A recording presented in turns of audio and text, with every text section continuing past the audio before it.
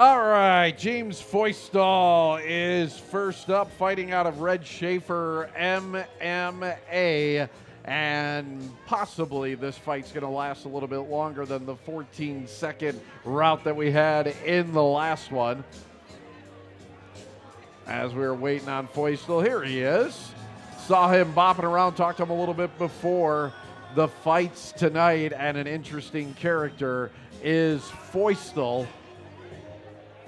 As this is our third AMI fight of the night, we go to 150 pounds in this one as Feustel getting checked out right now.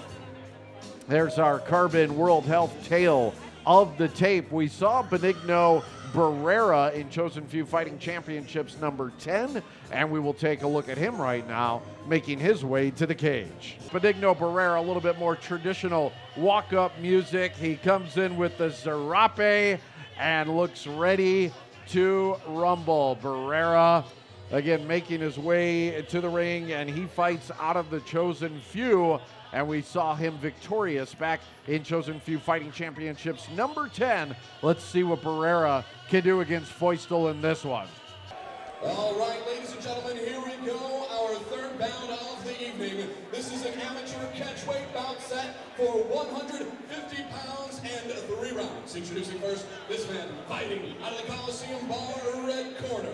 He stands in at 5'10" tall. He weighed in at 148.4 pounds. He hails from Milwaukee, Wisconsin, and represents Red Schaefer Mixed Martial Arts, making his cage debut, Jay Feustel. His opponent, this man, fighting out of the Harley-Davidson of Madison, blue corner. Undefeated in his short career, 1 bout, 1 victory, 1 knockout. He stands in at 5'7" tall. He weighed at 150 ready pounds, hailing from Madison, Wisconsin, and representing the Chosen Few, Benigno Barrera. Again, we saw Barrera victorious here in this cage back on January 14th in Chosen Few Fighting Championships number 10. He got the knockout that night. And again, if you missed any of the action, you could always go back on our YouTube channel. Check out the Wisconsin's 57 YouTube channel. We got a whole Chosen Few page. You could pick out the fight that you want to watch, and you could watch Barrera make his debut and be victorious. I tell you, Chris, I'm still a little bit floored that Feustel actually came to the cage to Marvin Gaye. That was a strange choice. I'll tell you, top 5 favorite fight song. It just made it up there. I was telling our referee Tom DeVellis that my first overall was my brother Brian used to pick out songs for Scott Wagner. It was an old school fighter, and he used to make him come out to "My Heart Will Go On" by Celine Dion. It was fantastic. Strange choices indeed, as Barrera getting the takedown and getting some early control. Again, we saw him get the knockout in his last fight. And from Barrera, actually, to me, looks like he's put on even a little bit more muscle than when we saw him 3 months ago. Yeah, he looks good, but I'll tell you right now, he's fighting a Red Schaefer guy, so you know a Red Schaefer's guy is going to have good submission. So on their back, you really have to pay attention. And having that leg swung over, he could have been a little danger, was not, though. Good job from Barrera, staying heavy. Gerald, talk a little bit about what Red Schaefer brings to mixed martial arts and how his guys can be so good from the bottom. You know, he's a very high-level grappler. You can see in his fights in the UFC, he really he dominates the ground game, especially off his back. They're really heavily studied in the art of jiu-jitsu, very comfortable using their legs to bind up the necks and the arms and other appendages of their opponents. As you saw, Feustel was going for a triangle there, now working to his feet. So, you know, just brings a really good jiu-jitsu game with all his fighters. And on the other side, Gerald, you have Kane Rizzo. And I had said this to Rich last time, but maybe you can expand on it a little bit. One of the best jiu-jitsu for MMA guys in Wisconsin. How does that work out when you've got a guy that's one of the first ever black belts in jiu-jitsu here in Wisconsin, but yet also was a professional fighter? How much difference can he bring to the cage jiu-jitsu-wise? I mean, it brings a totally different style of game. Guys that practice straight jiu-jitsu may not be as used to the top dominated sport of MMA. So Kane, you know, brings a whole different look. incorporates a lot more strikes, and it can make for a very interesting fight. As we saw, Feustel came forward with the hands, and now we have Barrera shooting in, getting on top, trying to be dominant in his top game and get some points here in this first round. Yeah, a couple of good rights by Feustel, and Barrera just dropped to the mat, locked the leg up, and took Feustel down. And that's where we're at right now, as Barrera on top of Feustel once again, as we saw a little bit earlier here in round number 1. Good left from Barrera as he is fighting back in what so far is a pretty even round. Yeah, I like what both of these guys have brought so far, and I like the fact that after being on his back, that Feustel was able to throw the left and the right and land and catch Barrera, and he had him a lot of trouble because Barrera fell back against the cage, but good instincts from Barrera to take him down. Absolutely, as Barrera survives the onslaught from Feustel's right hands, and we'll live to see round number 2. We'll see it as well right after this short timeout here on Wisconsin's 57 Sports.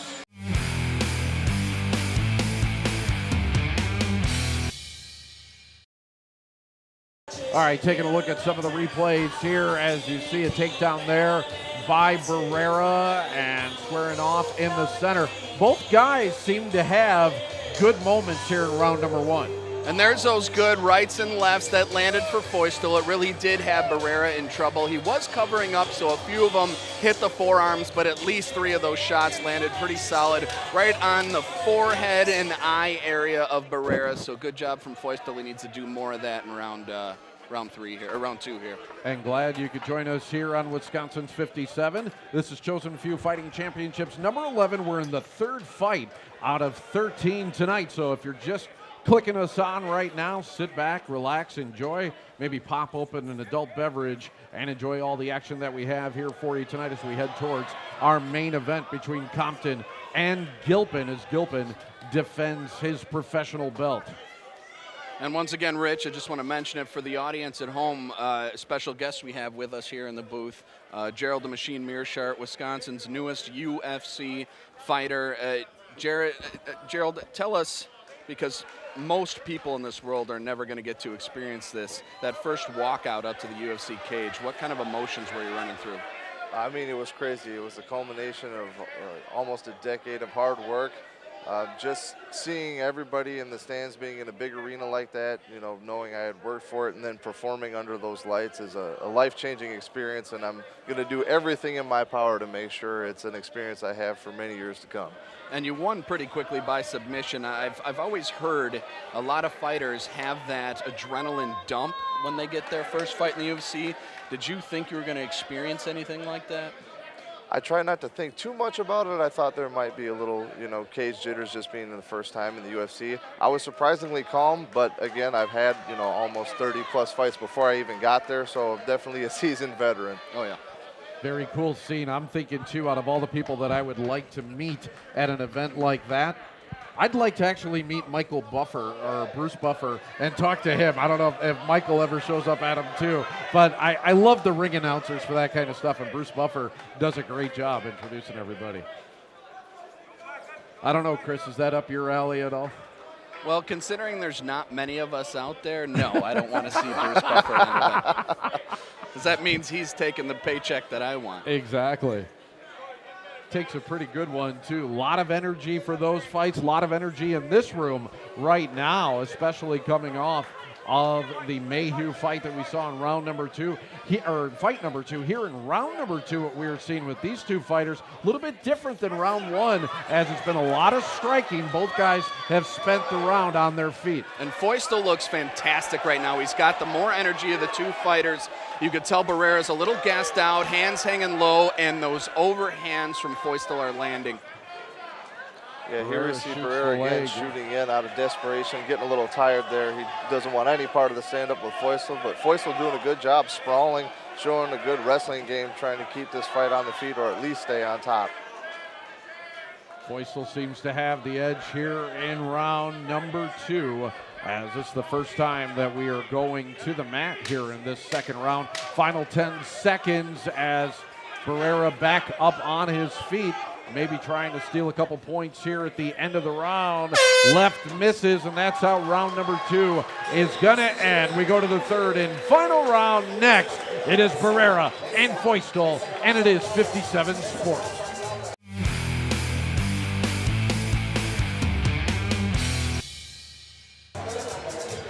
All right, taking a look at the action here from round number 2. You talked about the energy of Feustel. Did a good job of striking and scoring here in the second round. Yeah, nothing special about it. He was literally coming straight down the pipe with those strikes, and there was nothing Barrera could do to stop him. So that's good. Don't do too much in a situation like that. If it's working for you, keep it going and keep your sprawl working like Gerald had mentioned in the middle of that round, and you're going to win this fight. And if nothing else, too, for Barrera, again, this is just his second fight, getting some great experience in the cage here tonight against a very game fighter in Jay Feustel, who seems to have a lot of energy as we start round number 3. If I didn't know before this fight that Feustel was a debut, I wouldn't believe you. Yeah? He looks fantastic, and he looks completely calm in there, too. Yeah, he has not been shaken by anything that Barrera has done. A little bit maybe early on when he was on his back, but he was able to get off of that. And right now seems to have the upper hand in this fight. But this is a close one, and the judges kind of surprised us in the first fight. So you never know what's going to happen there. Yeah, I would have never given or the fact that there was a split in that first fight just drives me nuts. The fact that one judge could see it so much differently than the other two judges, and really all of us sitting here cage side. But that's exactly why they say what, Gerald? What does everybody say in this sport? Don't leave it to the hands of the judges. That's right, because you never know what those geniuses are going to do.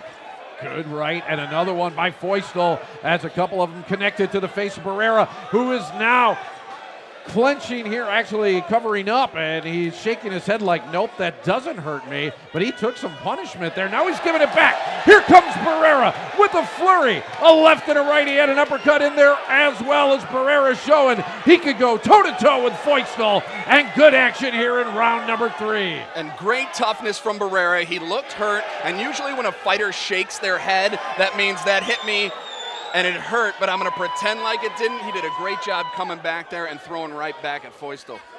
Good striking by both fighters. Now it is Barrera coming in with a heavy knee to the midsection of Feustel. He's got him up against the wall, but Feustel breaks away. Barrera seems to like to scrap, as he does have a cut, but that is under his right eye.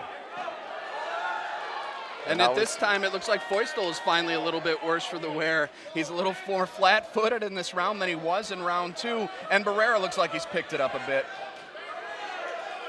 Both fighters taking some punishment, both fighters giving some punishment as well here in round number 3, as we have seen good striking from both fighters and some good boxing.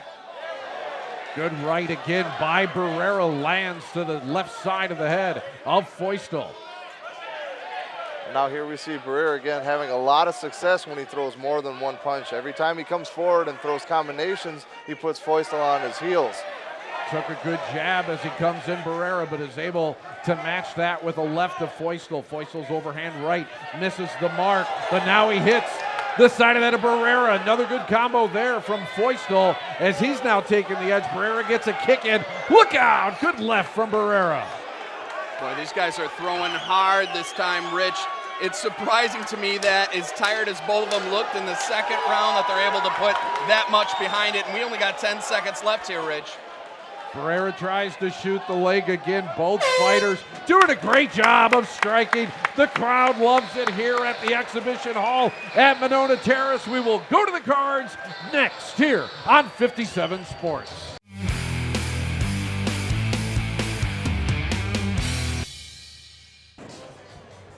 All right, looking at action from round number 3 as Gerald, what did you see here? It seemed like both fighters were trading some good shots here.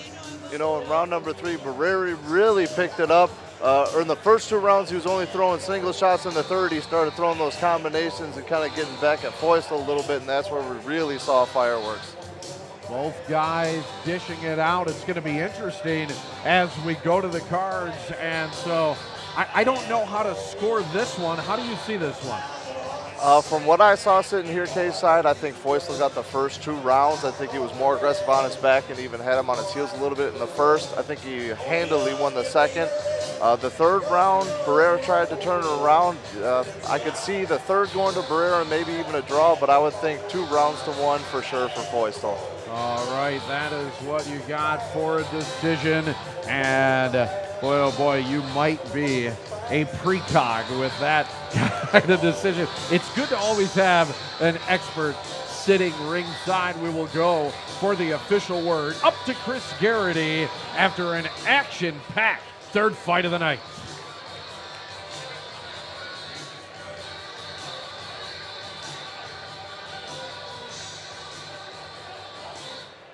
All right, ladies and gentlemen, after a fantastic catchweight 150-pound bout, let's one more time give both of these fighters a huge round of applause for a great fight. After 3 rounds, we go to the judges' scorecards. The judges have this bout 29-28, a unanimous decision in favor of fighting out of the red corner, Jay Feustel. Excellent fight, tons of action, good experience gained here for Benigno Barrera, but walking away with a winner in his debut with the blood coming out of his nose. Jay Feustel, impressive in his first fight. All right, we got Gary Kunkel, we got Ben Gladem there. Coming up next here on Chosen Few Fighting Championship, number 11, right here on Wisconsin's 57 Sports.